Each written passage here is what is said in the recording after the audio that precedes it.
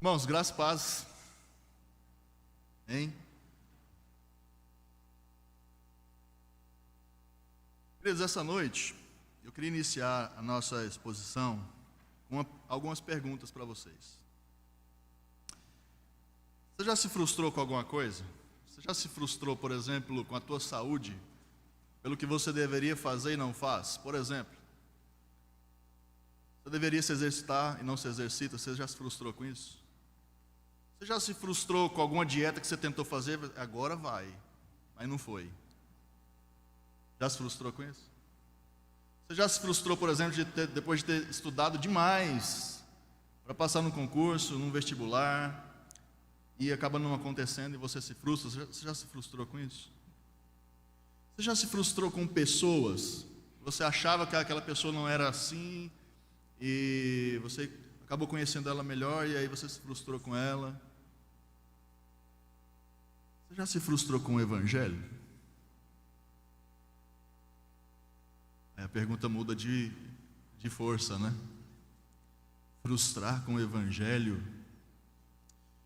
Mas eu quero dizer que a frustração, ela pode ser algo muito perigoso para a nossa vida. Por que a frustração ela pode ser perigosa quando nós não sabemos direcionar ela para um lado certo? A frustração ela pode ser tanto perigosa, independente se você é cristão ou não, ou a frustração pode ser algo que te impulsiona a reajustar o seu foco, reajustar as suas velas conforme o vento está soprando, para que você então consiga alcançar algum objetivo que você esteja procurando na sua vida. Por que eu estou dizendo isso? Porque se você se frustra com a sua saúde, por exemplo, como a gente falou, e você tenta fazer algo que, ao invés de ajudar a sua saúde, vai te prejudicar, isso vai te levar para um caminho muito ruim, pior do que você estava antes. É o caso da dieta, que eu falei. Se você se frustra com a sua saúde e você tenta fazer uma dieta que não te leva para um resultado esperado, a frustração, quando ela é ruim, ela faz você desistir de tudo mesmo. Ela faz você dizer, já que eu não consigo mesmo, vou enfiar o pé na jaca, vou comer, vou fazer o que der na telha, e é isso mesmo. Quando você se frustra com pessoas, a tua frustração, quando ela não é direcionada para algo bom, para que você resolva aquele conflito, o que você vai fazer? Naturalmente, quando você se frustra com alguém, e essa frustração vai te consumindo, e o que você faz com aquela pessoa na sua agenda, por exemplo? Acabou. E aí, às vezes, a gente, num ato de cristianismo assim, meio filosófico, meio sem atitudes assim concretas, você diz, eu perdoo aquela pessoa, mas não quero saber dela mais não. Não é assim que acontece às vezes? Frustração sempre tem a capacidade ou de nos levar para um lado ruim, onde você realmente deixa, você larga, você não quer mais saber, ou a frustração ela te leva para você entender o que está acontecendo e você então buscar meios para que você alcance alguma coisa que você almeja. Por que eu perguntei se você já se frustrou com o Evangelho? E talvez isso você nunca tenha pensado na sua vida. Se frustrar com o Evangelho? Sabe por que eu pergunto isso? Porque às vezes a gente estabelece parâmetros espirituais que são tão altos e quando você não atinge aqueles padrões espirituais de comportamento, de pensamento, de atitude, ou você, na sua frustração com o Evangelho, de não entender bem o que o Evangelho quer, o que ele espera de você, na sua frustração com o Evangelho você diz, já que eu não consigo atingir esse nível, então eu não vou mais me empenhar nisso. Ou a sua frustração pode te mostrar onde você está caindo, onde você está errando. Você busca saber o que o Evangelho espera da sua vida, e então você ajusta a sua bússola para que você alcance o objetivo pelo qual Deus estabeleceu para a sua vida. Se frustrar com o Evangelho é muito mais comum do que você pensa. Sabe por quê? Porque às vezes a gente assume alguns níveis de espiritualidade que são irreais, do tipo nível fariseu, e quando você não consegue atingir o nível fariseu de qualidade, você diz, realmente eu não consigo fazer isso. Então, já que eu não consigo, deixa para lá. Por exemplo, certa vez eu ouvi uma pergunta de uma pessoa que diz, que chegou e me perguntou, quantas vezes por semana você ora de madrugada? Quando eu me levanto espontaneamente para orar, ou quando eu estou acordado com as minhas filhas ali? Não, quando você se levanta espontaneamente. Assim eu estou em falta. Quantas vezes você faz jejum na sua... Quantas vezes você já orou de joelhos? Realmente.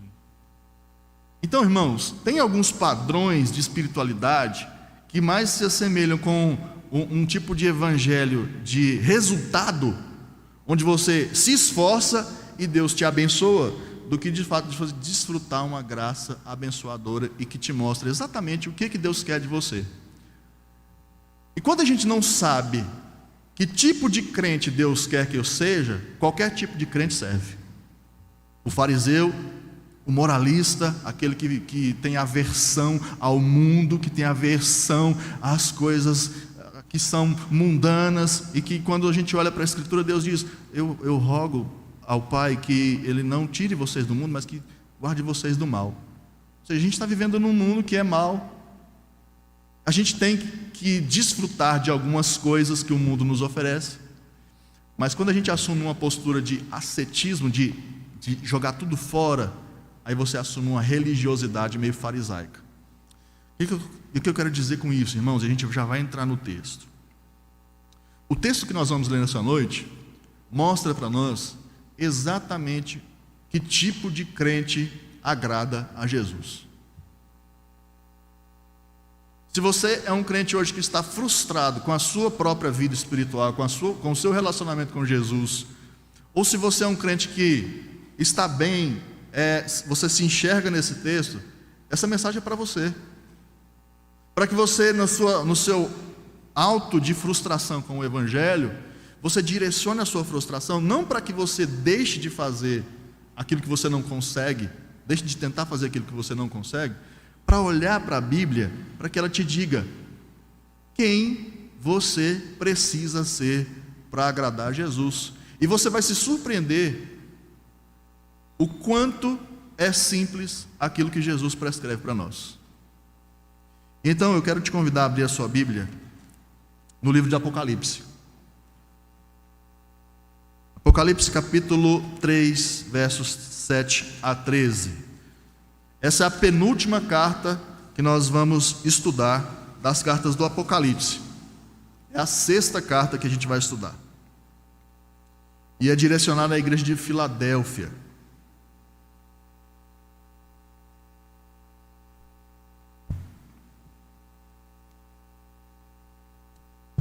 O texto diz assim para nós: ao anjo da igreja em Filadélfia escreve: essas coisas diz o santo, o verdadeiro, aquele que tem a chave de Davi, que abre e ninguém fechará, e que fecha e ninguém abrirá. Conheço as tuas obras.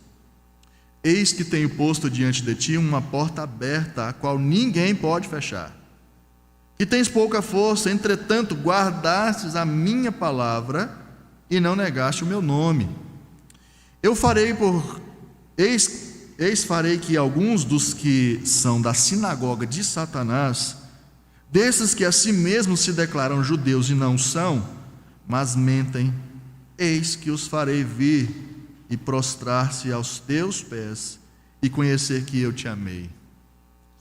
Porque guardaste a palavra da minha perseverança, também eu te guardarei da hora da provação que há de vir sobre o mundo inteiro, para experimentar os que habitam sobre a terra.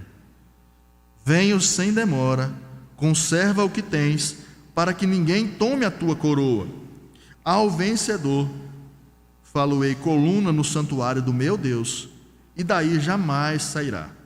Gravarei também sobre ele o nome do meu Deus, o nome da cidade do meu Deus, a nova Jerusalém, que desce do céu, vinda da parte do meu Deus, e o meu novo nome. Quem tem ouvidos, ouça o que o Espírito diz às igrejas. Amém.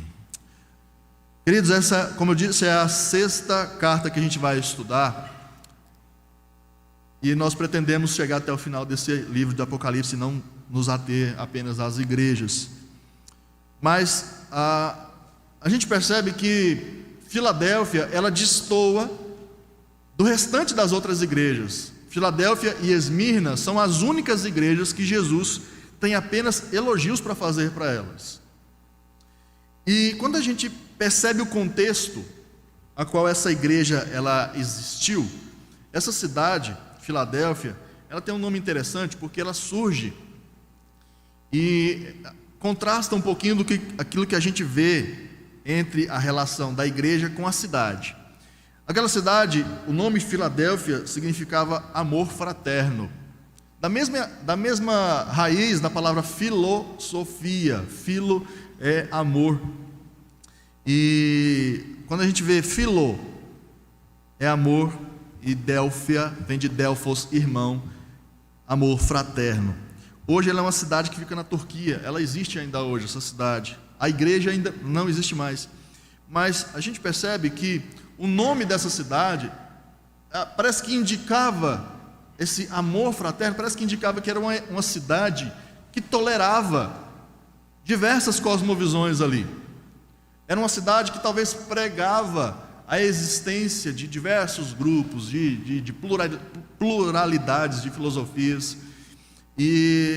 Mas a gente vai perceber nesse texto que essa pluralidade, esse amor fraterno, essa tolerância da sociedade não chegava até a igreja.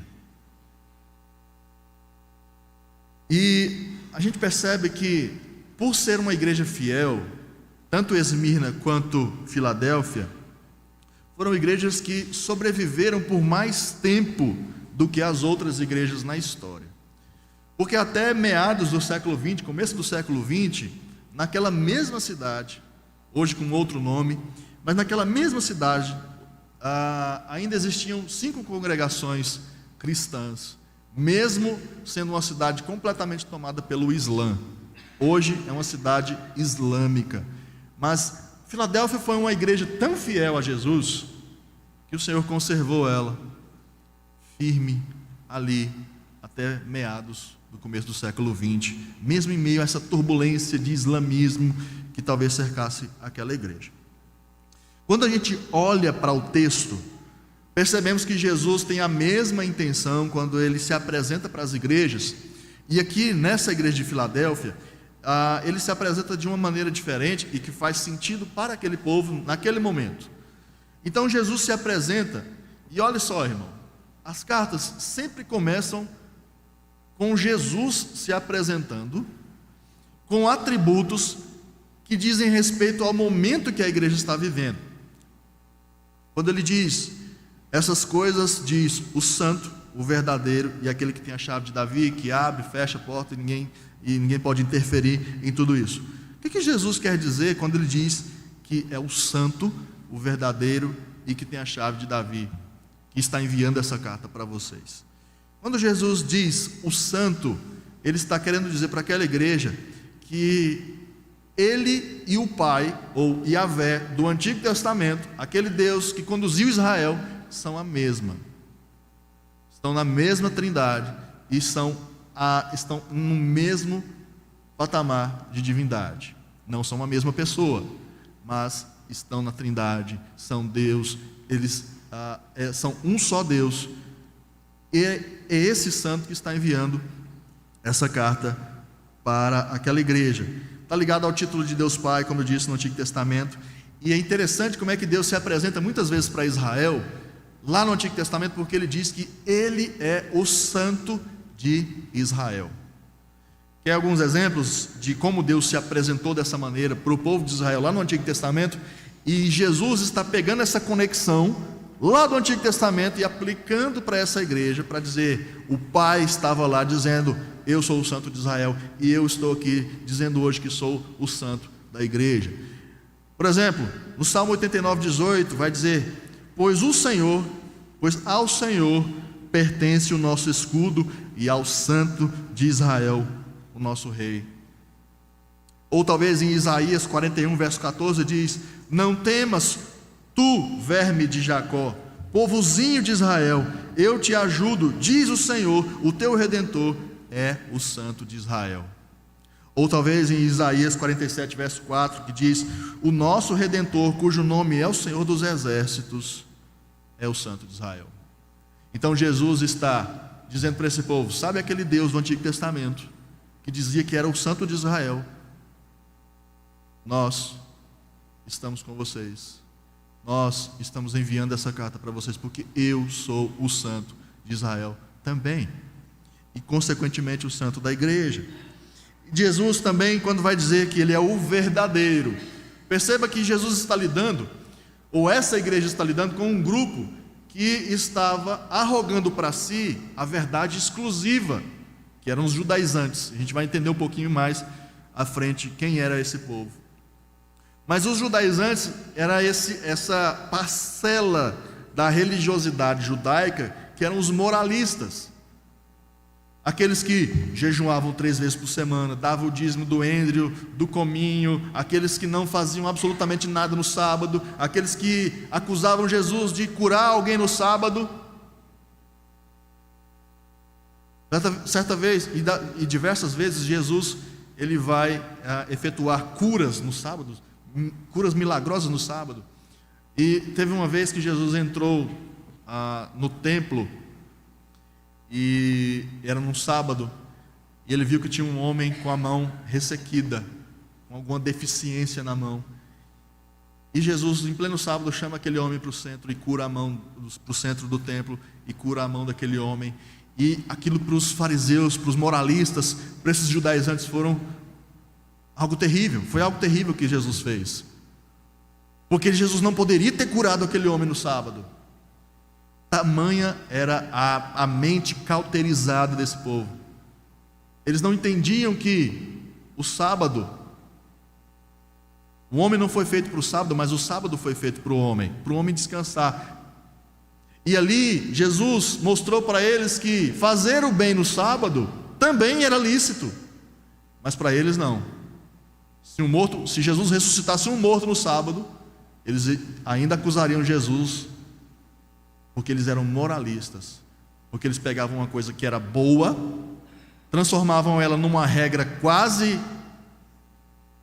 absoluta, para colocar como peso em cima das pessoas. O sábado era bom, irmãos, só que esse rigor todo que os judeus tinham pelo sábado não era bíblico. E o moralismo sempre trabalha assim: ele pega algo que é bom, transforma em algo ruim e coloca isso como uma regra inquebrável. É sempre assim o moralismo.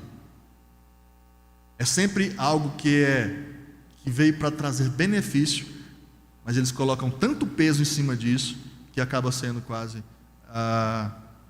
não dá para cumprir. Mas então, quando Jesus está lidando com esse povo, se dizendo os verdadeiros, aqueles que têm a palavra de Deus, Jesus vai dizer quem é o verdadeiro.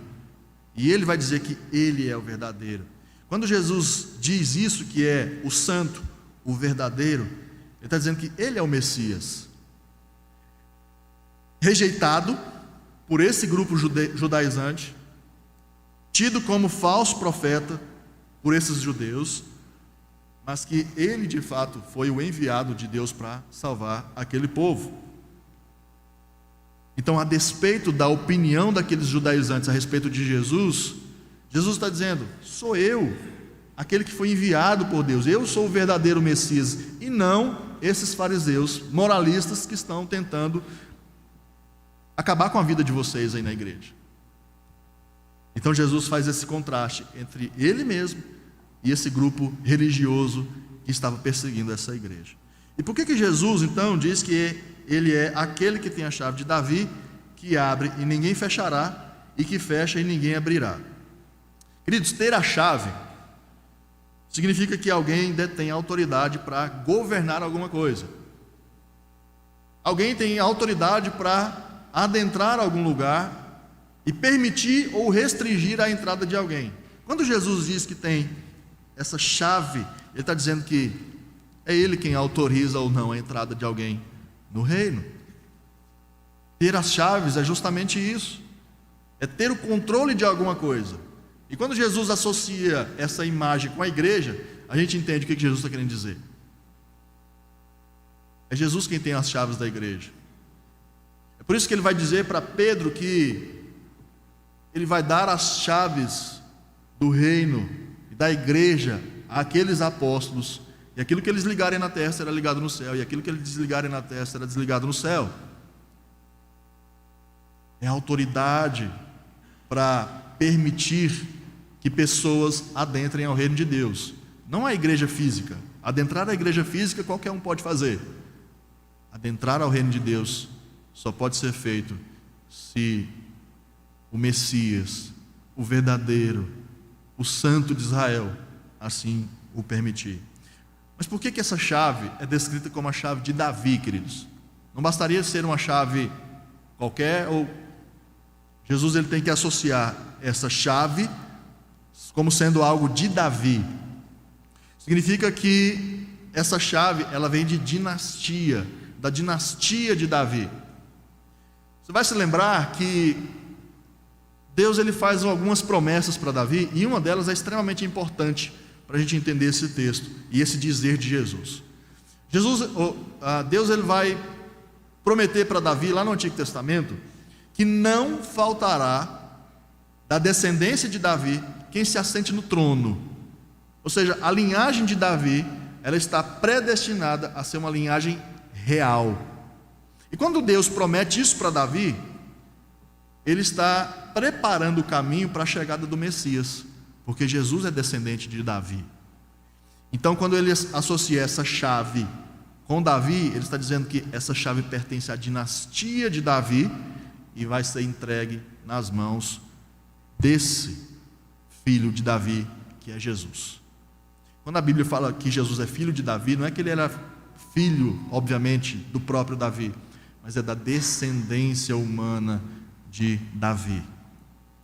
Então, em suma, Jesus é esse descendente de Davi que tem as chaves do reino de Deus e que abre as portas para essa igreja, ao mesmo tempo que fecha as portas dessa igreja para esses judaizantes. Queridos, o que até aqui esse texto fala para nós? Jesus é o dono da igreja. Jesus é quem permite a chegada de pessoas, de novos convertidos. É Ele quem prepara isso, para que a igreja receba essas pessoas. E ao mesmo tempo Jesus é aquele que fecha as portas para outros. É Ele que faz isso. No versículo 8, continuando então, Jesus agora direciona a sua autoridade para fortalecer aqueles crentes. Ou seja, está acontecendo alguma coisa naquela cidade, naquela igreja, e Jesus vai utilizar a sua autoridade para fortalecer aqueles crentes. Ele vai dizer que existe uma porta aberta para essa igreja, apesar de não parecer. Vocês notaram que esse texto está mostrando que aquela igreja não tinha um status, como a gente acharia que uma igreja forte tem hoje? O que a gente consideraria como uma igreja forte hoje? O que a gente olharia e falaria, essa igreja é uma igreja forte? A olhos humanos, a gente diria que uma igreja forte é uma igreja grande, muitos membros, alguns cultos durante o domingo, porque não dá para comportar todo mundo num culto só. Uma igreja forte é uma igreja que tem uma arrecadação alta. Mas vocês perceberam que Jesus não está falando que uma igreja forte é uma igreja assim? Jesus está dizendo que uma igreja forte, ela tem outras características que nós vamos ver um pouquinho mais adiante. Então, quando a gente percebe que Jesus está dizendo, olha, tem uma porta aberta para vocês, aqueles irmãos daquela igreja poderiam olhar, se entreolhar e falar assim, mas que porta que está aberta para nós? A gente não tem tamanho de igreja, nós não temos uma arrecadação de igreja, nós estamos sendo perseguidos. Que tipo de porta é essa que Jesus está mostrando que está aberta? E aí Jesus vai dizer, que tipo de porta é essa? Ele vai dizer, eis que tenho posto diante de ti uma porta aberta, a qual ninguém pode fechar. Esse é o detalhe. É uma porta que ninguém, nem esses perseguidores podem fechar. Sobre o que exatamente Jesus está falando? Queridos, essa porta aberta, que ninguém pode fechar, significa, como eu disse, a entrada do reino de Deus. Aqueles judaizantes, esses fariseus, esses moralistas, eles colocavam tanto peso nas costas do povo, que eles faziam o povo, às vezes, até pensar em desistir. Eles fechavam a porta do reino de Deus pela quantidade de ordenança que eles colocavam sobre as pessoas. Era cansativo ser crente desse jeito, porque era uma religiosidade que era baseada muito mais no faça, faça, faça, faça, desempenho, do que em desfrutar da graça de Deus. Então, quando Jesus vai dizer que ele tem essa chave, essa porta que está aberta, é a entrada do reino de Deus. Ninguém vai fechar a entrada do reino de Deus para essa igreja. E mais especificamente, aquela igreja tinha assegurado que o evangelismo que eles estavam fazendo frutificaria. Porque apesar daqueles fariseus tentarem fechar as portas daquela igreja, o Senhor iria conservar as portas daquela igreja abertas, para que o fruto do evangelismo, das missões que eles estavam fazendo, fossem vistos e as pessoas começassem a se agregar de novo naquela igreja. Então, querido, perceba que o evangelismo nem sempre vai ocorrer em momentos que são favoráveis a nós. Por que eu estou dizendo isso? Às vezes a gente fica naquela expectativa, não, eu vou esperar o melhor momento para poder falar de Jesus para aquela pessoa, para poder falar de Jesus para o meu vizinho, para poder falar de Jesus para o meu parente. E a gente fica esperando essa oportunidade perfeita. Mas a gente está percebendo que às vezes essa oportunidade não vai chegar, porque essa igreja estava em menor número, ela era a minoria da cidade. Aquela igreja não tinha recurso financeiro, mas aquela igreja tinha algo que fez com que Jesus olhasse para ela e amasse aquela igreja. E era essa disposição de testemunhar aquilo que Jesus tinha feito por eles. E aqui eu pergunto, qual é a essência do evangelismo? Irmãos, às vezes a gente fica perdido nisso. Às vezes a gente fala que eu não sei por onde começar a falar de Jesus para alguém. Mas escute bem isso. O evangelismo, ele é como um exercício físico. Quanto mais você faz, mais você fica experiente, mais você tem argumentos, mais você sabe onde começar, mais você sabe onde parar. É desse jeito. Isso é tão verdade que eu posso testemunhar para os irmãos, pessoalmente. Os irmãos sabem que nós temos um trabalho no colégio aqui do nosso bairro. E é engraçado que eu tenho notado que esse período de pandemia, nós ficamos sem ir lá no colégio para fazer esse trabalho. Nós ficamos, acho que 2020 e 21 e até meados de 22 sem podermos ir lá. E quando a gente voltou lá agora no segundo semestre, eu tenho notado que as pessoas estão mais receptivas. Eu tenho notado que a direção da escola está mais receptiva. Eu tenho notado que os meninos às vezes estão mais receptivos. E é bacana isso, porque quando você começar a conversar com eles, você consegue conectar o evangelho naquilo que eles contam para você. Eu não sei se eu já contei essa história aqui para os irmãos. Eu estou na fase de contar a história para mais de uma pessoa sem saber, e aí eu conto de novo. Mas se eu não contei, eu vou falar. Tinha um menino, eu não sei quem estava conversando com ele, que a gente tem um grupo e a gente conversa pessoalmente com eles. Mas era um jovem que ele estava meio que sofrendo bullying por conta do seu tamanho. Ele era de pequena estatura. E toda vez que a gente vai para o colégio, quando encerra o trabalho, a gente meio que a gente senta todo mundo num café e vai contar as nossas experiências lá. E aí, contando tal, e essa pessoa, esse irmão, não me lembro quem foi, não sei se foi o Azaf. Foi o Azaf. E o Azaf falou, e o menino estava com problema de bullying por conta do tamanho dele e tal. E na hora me veio aquela questão assim, cara, você linkou o evangelho então, da história de Zaqueu com ele. Então a gente consegue, toda vez que a gente se empenha no evangelismo, de falar o que Jesus fez por nós, a gente consegue colocar links na vida das pessoas. Então, para falar de alguém que está sofrendo por causa do tamanho, quem que a Bíblia vai citar? Zaqueu. O que Jesus fez na vida do Zaqueu? O que Jesus fez na vida do Davi, do pequeno Davi? Então, queridos, evangelizar é isso, é conectar a vida de Jesus à vida das pessoas. Isso não tem segredo. O que Jesus fez por você?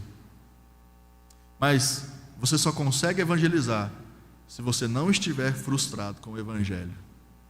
Se você descobrir que é muito mais fácil ser um discípulo de Jesus do que você imagina.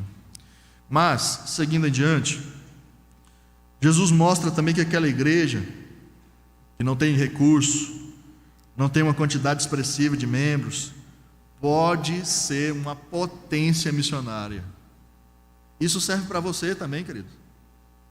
Talvez você pense que evangelizar é tão difícil que só pastores, presbíteros, seminaristas, quem é espiritual consegue fazer.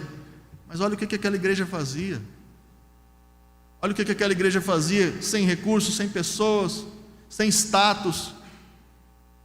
Mas aquela igreja tinha uma porta aberta que ninguém fechava. Aquela igreja tinha pouca força, mas o grande diferencial daquela igreja é que eles guardavam as palavras de Jesus e não negavam o seu testemunho. Eles tinham tanto amor pelo Evangelho, eles tinham tanto amor por esse Cristo, porque Cristo havia dado vida para eles, porque Cristo havia tirado eles do império das trevas, e a gratidão que eles tinham por Cristo, e o amor que eles tinham pelo Evangelho, era isso que impulsionava eles para o evangelismo.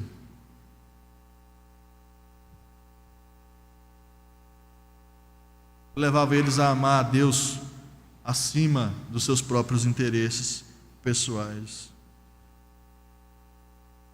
Versículo 9, nós temos a explicação da dificuldade enfrentada por aquela igreja de Filadélfia. Qual era a dificuldade específica que aquela igreja enfrentava? O problema, mais uma vez, eram os judaizantes, como eu já tenho dito. Por que eu estou dizendo mais uma vez? Abre a sua Bíblia aí, no capítulo 2, versos 8 a 11, e você vai entender o que eu quero dizer com mais uma vez. Capítulo 2, versos 8 a 11, vai nos dizer assim: ao anjo da igreja de Esmirna escreve: estas coisas diz o primeiro e o último, que esteve morto e tornou a viver. Conheço a tua tribulação, a tua pobreza, mas tu és rico, e a blasfêmia dos que a si mesmos se declaram judeus e não são, sendo antes sinagoga de Satanás. Não temas as coisas que tens de sofrer, eis que o diabo está para lançar em prisão alguns dentre vós, para ser dispostos à prova, e tereis tribulação de 10 dias. Ser fiel até a morte, e dar-te-ei a coroa da vida. Quem tem ouvidos, ouça o que o Espírito diz às igrejas. O vencedor de nenhum modo sofrerá o dano da segunda morte. Queridos, de novo, esses judaizantes estão atrapalhando a vida da igreja. Esse grupo, mais uma vez, era protagonista na perseguição contra a igreja de Jesus Cristo. Mas quem eles eram de fato? Eram esses religiosos, que nós já falamos, religiosos da época que viviam um legalismo extremo e não toleravam o cristianismo. Eles pensavam que guardavam as minúcias da lei de Moisés, e eles batiam no peito: olha como nós somos bons. É aquela oração que o fariseu fez de si para si mesmo, que Jesus vai dizer, o fariseu fazendo oração de si para si mesmo: ó Deus, muito obrigado por mim, obrigado porque eu sou um cumpridor da lei, obrigado porque eu sou um verdadeiro judeu. É esse tipo de gente que essa igreja está lidando. com pessoas que acham que são enviados de Deus, mas Jesus está dizendo: vocês são enviados de Satanás. Aqueles que nos nossos dias de hoje, vamos fazer essa conexão, nos nossos dias de hoje seriam os canceladores. Aqueles que acham que tem a verdade suprema, que se você disser uma palavra que está fora do vocabulário. E como Jesus os descreve? Eles acham que são enviados de Deus. Eles acham que detêm a verdade suprema. Mas Jesus vai dizer que eles são sinagoga de Satanás. Isso porque o local que os judeus normalmente frequentavam para orar, para ouvir a palavra de Deus, era a sinagoga. E eles às vezes se consideravam sinagoga de Deus, do Deus vivo. Mas Jesus está dizendo: vocês são sinagoga de Satanás. Porque vocês estão perseguindo a minha igreja. Vocês estão impondo uma perseguição, uma carga sobre a minha igreja. Entanto, aqueles discípulos, ou aqueles indivíduos, não eram judeus de fato e de verdade, crentes em Deus. Eles eram considerados adoradores de Satanás, por sua oposição ao povo de Deus. Como é que eles se opunham a essa igreja, irmãos? Qual era a oposição que eles tinham então? Qual era o modo que eles agiam? Queridos, eles tinham um poder religioso da época. E ter poder religioso naquela época, na cidade, proeminência religiosa, fazia com que eles tivessem alguma proeminência também com as autoridades da cidade. E isso, com essa influência nas mãos, de serem os religiosos, os detentores da palavra de Deus na cidade, fazia com que eles, com essa influência, fizessem os cristãos serem expulsos, primeiro das sinagogas, depois que os cristãos perdessem esse prestígio, fossem demitidos dos seus empregos, perdessem os seus comércios. Era assim. Não é mais ou menos os canceladores de hoje? Você perde tudo. Então era assim que eles agiam. A gente acha que isso é novo, né? A gente acha que isso é da era tecnológica. Não. A gente está percebendo que tem grupos que são enviados de Deus, enviados de uma moralidade, enviados deuses supremos de uma filosofia que tem que ser imposta. E quem está fora disso tem que ser cancelado. Tem que perder emprego, tem que perder comércio, tem que perder prestígio, tem que ser perseguido. Se tivesse rede social aqui, nessa época. Então, queridos, mas qual que é a atitude? Qual atitude a igreja deveria esperar de Jesus diante disso? Porque uma coisa é você sofrer, e aqui eu vou linkar com aquilo que nós falamos no começo. Talvez essa realidade trouxesse uma frustração para eles, do tipo: estamos sendo fiéis, a gente está sendo fiel a Jesus, e isso tudo está acontecendo com a gente. Não é melhor a gente abandonar o barco mesmo? Se eles fossem por esse lado, a frustração deles seria direcionada para algo ruim. Mas aqui Jesus está mostrando para eles que, se eles estivessem se frustrando com essa realidade, Jesus estaria ali para resolver isso. E como é que Jesus vai resolver isso? No fim dos tempos, Jesus trará esses perseguidores a se submeterem aos perseguidos. Porque Jesus vai prometer aqui: eu vou trazer esse pessoal, esses que são judeus, esses religiosos, esses canceladores que estão perseguindo a igreja, esse pessoal vai vir se prostrar diante de vocês, não em sentido de adoração, em sentido de submissão. Não agora. Na segunda vinda de Jesus, todos os perseguidores da igreja se prostrarão diante dela. Tenham sido grandes aqui, tenham tido poder, o poder que for nessa terra, o poder da caneta, o poder da prisão, o poder bélico, não importa, se perseguiu a igreja de Jesus, eles vão se curvar diante dessa mesma igreja no final. É assim que Jesus vai resolver o problema. E queridos, eu quero mostrar para vocês nesse texto uma das maiores belezas, no meu ponto de vista, dessa parte que nós lemos. Esse texto vai nos dizer, no versículo 9, Eis que farei que alguns dos que são da sinagoga de Satanás, desses que a si mesmos se declaram judeus e não são, mas mentem, eis que os farei vir e prostrar-se aos teus pés e conhecer que eu te amei. Queridos, olha o que Jesus está dizendo. Jesus está dizendo que Ele amou aquela igreja.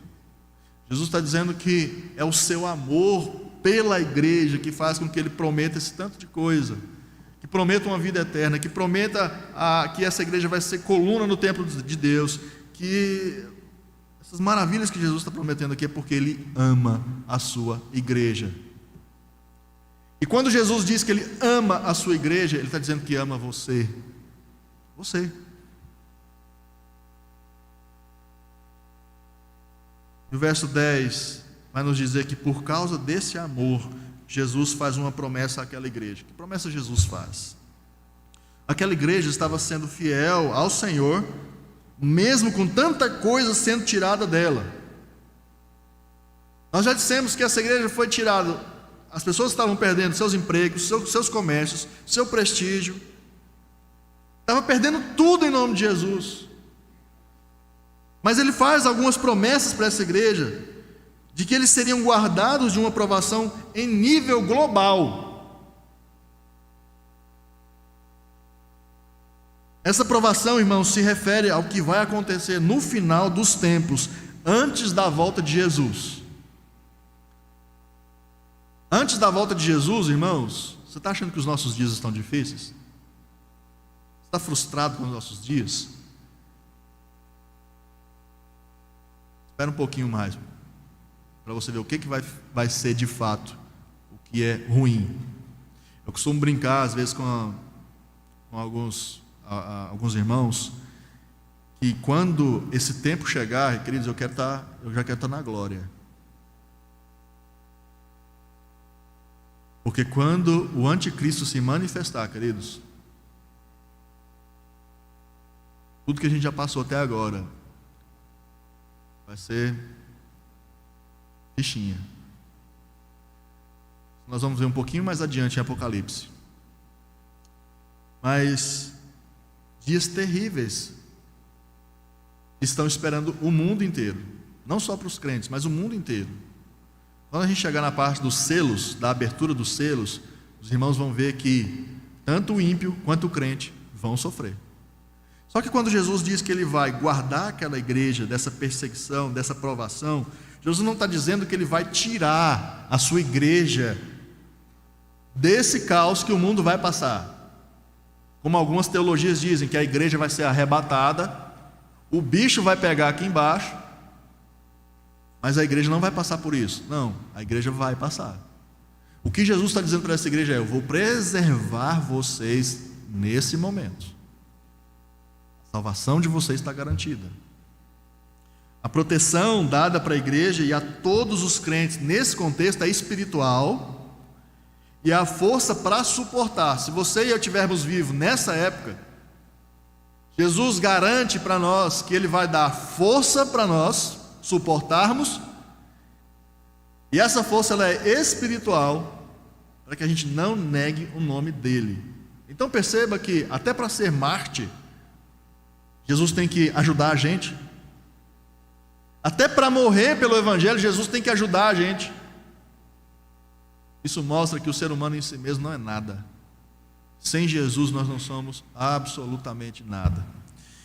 E aí, essa proteção será no dia da grande tribulação. João vai explicar isso melhor. Jesus vai dizer isso lá em João, porque ele vai dizer: não peço que os tire do mundo, e sim que os guardes do mal. Ou seja, Jesus não vai tirar crente nenhum do mundo nessa época para que ele não sofra, mas Ele vai guardar a gente ali. E o versículo 11, Jesus adverte aquela igreja quanto a permanecer firmes diante da oposição. Não deixem que ninguém tome a coroa de vocês. Diz, essa coroa se refere ao prêmio final de todo cristão fiel. E qual é o prêmio final de todo cristão fiel a Jesus? O descanso eterno na Nova Jerusalém. Mas aqui fica uma dúvida para nós. Se a gente prega que a salvação vai nos levar para a Nova Jerusalém, e a gente prega que a salvação ela não pode ser perdida, por que Jesus está dizendo para a gente tomar cuidado para que ninguém tome isso da gente? Alguém pode perder isso, já que já recebeu? Não, ninguém pode perder a salvação se ela já foi dada. Mas por que Jesus está mostrando assim? A questão, queridos, é que se algum deles não perseverar e perder o que aparentemente tinha, isso indica que essa pessoa nunca foi salva de fato. Jesus está estabelecendo um padrão de quem vai vencer. Quem vai vencer são aqueles que vão perseverar, e esses vão chegar até o final. Mas aqueles que ficarem pelo caminho, ou aqueles que tiverem a sua coroa tomada, é porque nunca de fato tiveram essa coroa. Vamos explicar melhor. 1 João verso 2,19 vai explicar bem isso. João vai dizer o seguinte: eles saíram do nosso meio, entretanto não eram dos nossos. Porque se tivessem sido dos nossos, teriam permanecido conosco. Todavia, eles se foram para que ficasse manifesto que nenhum deles é dos nossos. Jesus está dizendo aqui então que todo que tem a coroa, de fato, vai perseverar até o final. Mas aqueles que não têm, aqueles que ficarem pelo caminho, é porque nunca foram dos nossos. Aos que permanecerem firmes até o fim, eles receberão, verso 12, eles receberão algumas coisas interessantes aqui. Primeiro, aqueles que perseverarem até o final, eles serão feitos colunas no santuário de Deus e jamais sairão. Isso é uma figura do Antigo Testamento, irmãos, onde lá no templo de Salomão, tinham duas colunas bem na porta desse templo, e eram bem evidentes. Essas duas colunas tinham nomes: Jaquim e Boaz.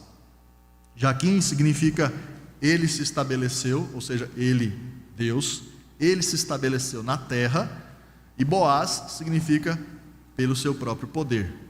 Então, esses são os nomes dessas colunas no templo de Salomão.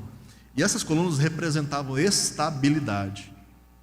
Quando Jesus está dizendo, olha, vocês serão feitos colunas no templo de Deus, vocês terão estabilidade fundamentada no Senhor,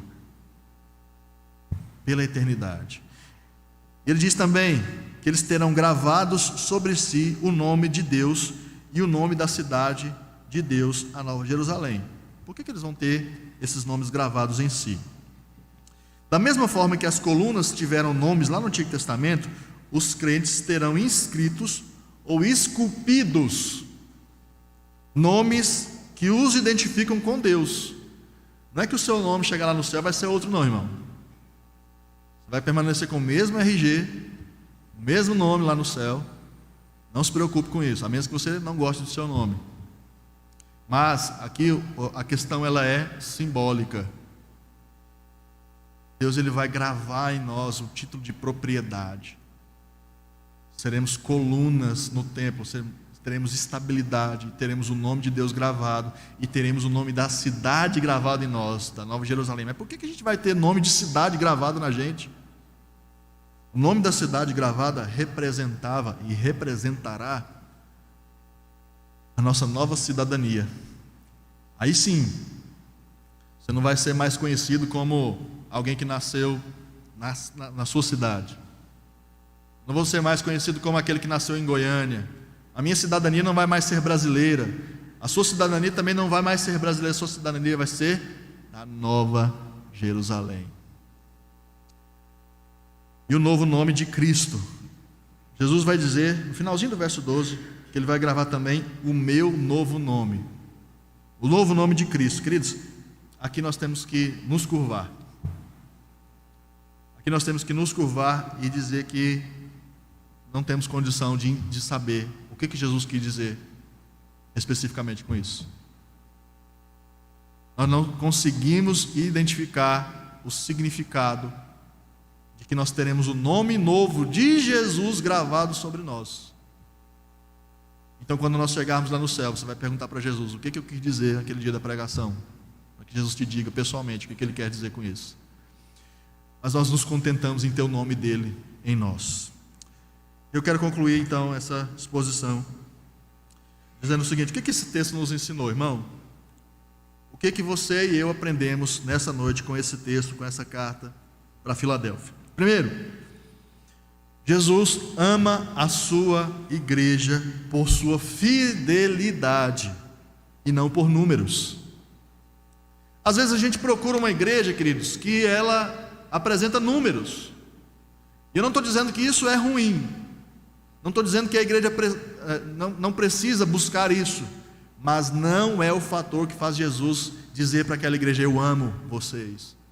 O fator que Jesus determina para que ele ame uma igreja é se ela é fiel. Não é número de membresia, não é arrecadação financeira, não é nada disso. É se essa igreja é fiel. Certa vez eu ouvi, acredito que o reverendo Augusto, dizendo que a gente precisa procurar uma igreja que não seja... A gente tem que procurar uma igreja, não que seja mais próximo da nossa casa, mas que seja uma igreja mais próximo do Evangelho. É isso que nós temos que procurar.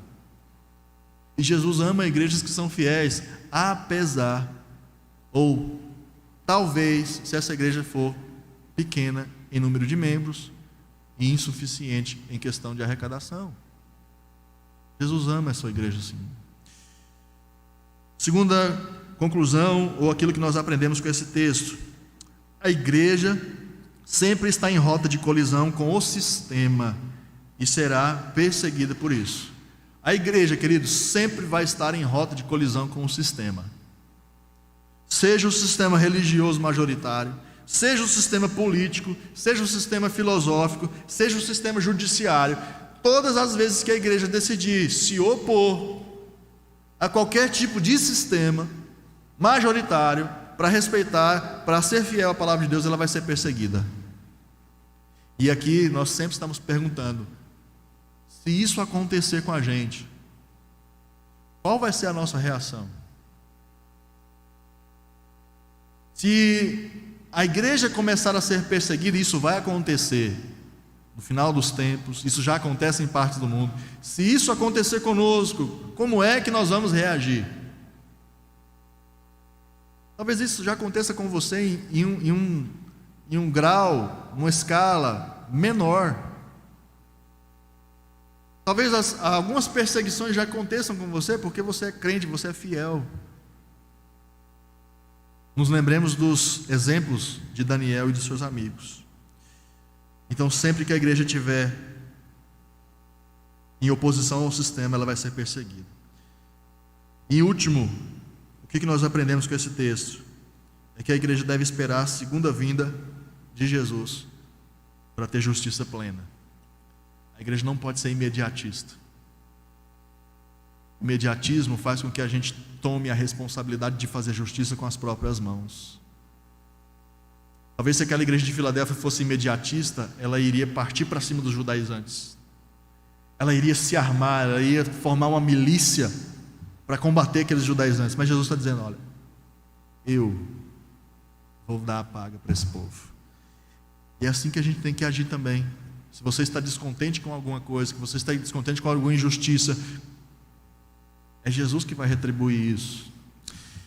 Então eu quero fazer algumas aplicações práticas para nós e encerrar. Quais atitudes eu e você devemos ter ao saber de tudo isso? Temos uma prática a seguir. Primeira aplicação que eu e você podemos seguir e temos que seguir para sermos práticos é: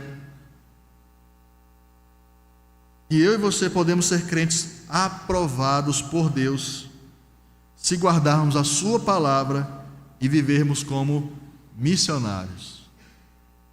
Eu falei para os irmãos que ser um crente que agrade a Jesus é muito mais simples do que você imagina, e que você não precisa viver frustrado com o Evangelho, porque talvez você ache que o Evangelho é tão pesado, é tão exigente, que você, então já que eu não consigo, eu não vou mais me esforçar.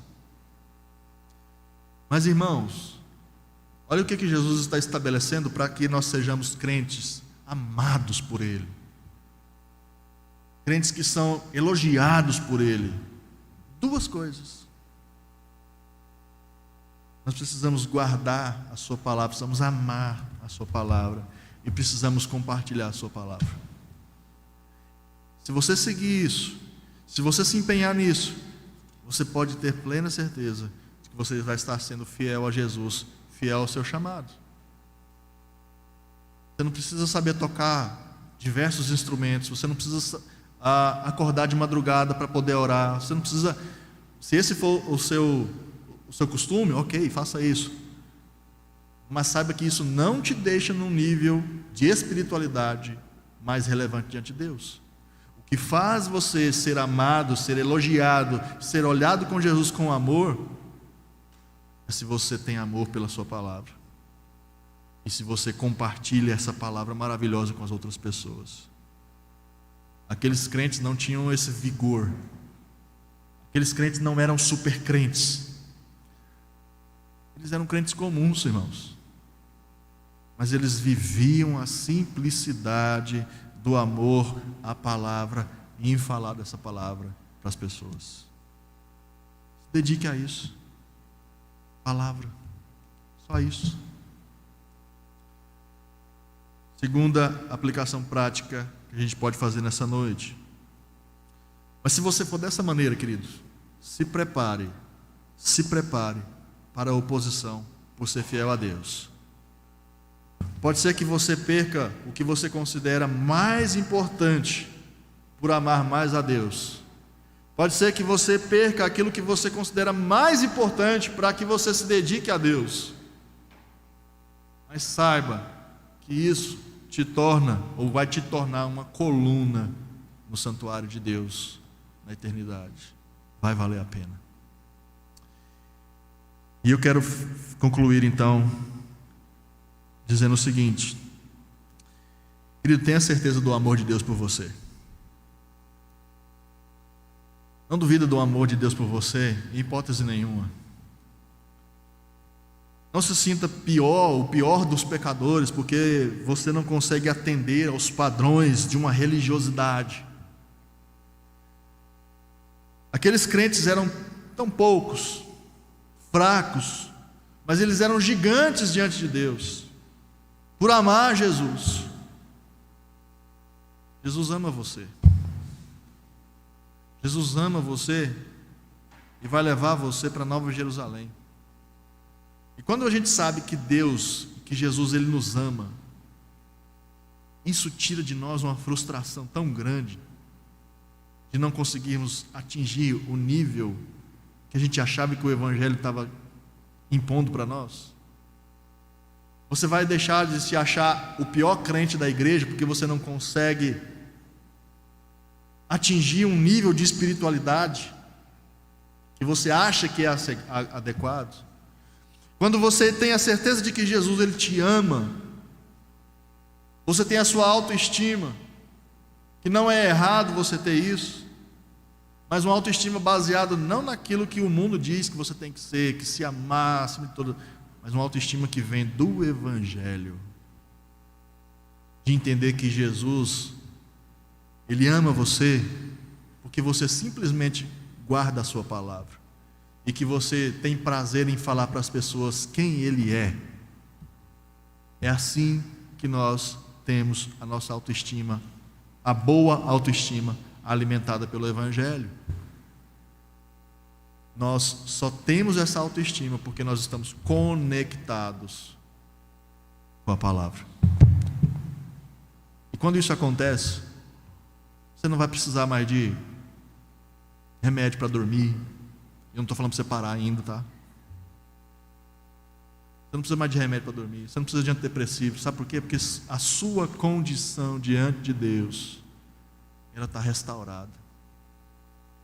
Sou negacionista não, tá, irmãos? Continua tomando teu remedinho até você melhorar, tá, doutor Eli, tá? Continua prescrevendo aí, mas, querido, resolva a tua situação com Deus.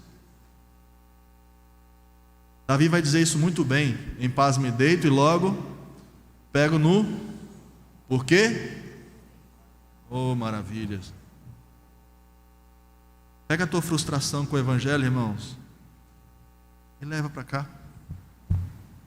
Se você não está conseguindo atingir o nível de Evangelho que você acha que você deveria, Jesus está mostrando que isso é completamente possível, se você se dedicar à palavra e se você transmitir para outras pessoas aquilo que Jesus fez por você. E é isso. Vamos orar? Deus Santo, nós te agradecemos por tudo que o Senhor fez, faz e fará por nós. Obrigado porque o Senhor nos consola, o Senhor nos protege e o Senhor nos faz promessas tão preciosas. Nós pedimos que essas verdades penetrem o nosso coração, permeiem a nossa vida e a nossa semana, para que nós sejamos crentes mais felizes no Senhor, mais alegres no Senhor, mais tranquilos em relação ao futuro, porque o nosso futuro está nas suas mãos, não está nas mãos do governo que vai se acabar, não está nas mãos do governo que vai se iniciar, mas está nas mãos do Senhor, e o Senhor está nos levando para a Nova Jerusalém pela eternidade. Obrigado por isso. É assim que oramos em nome de Jesus, amém.